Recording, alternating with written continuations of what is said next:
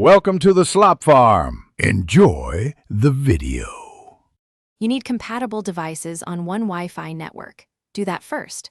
Open the video app on your source device and enable captions or load the subtitles file because Airplay forwards what the app outputs.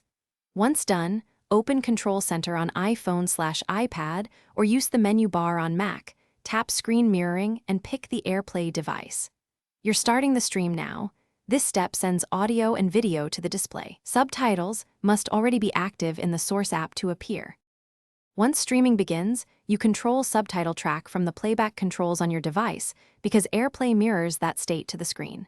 Tap the CC or subtitles icon in the player to pick language or turn captions on.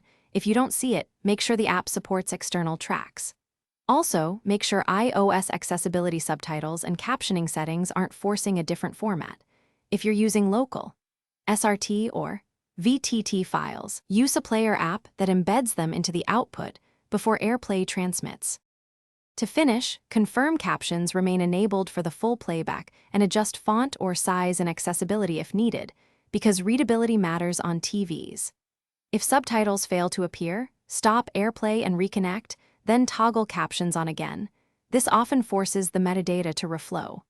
Make sure both the source app and the Airplay device run current updates, since codec or caption handling fixes are common.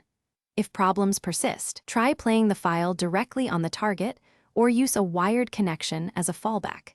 That usually resolves stubborn caption issues. Thanks for watching. Consider subscribing if we helped you today.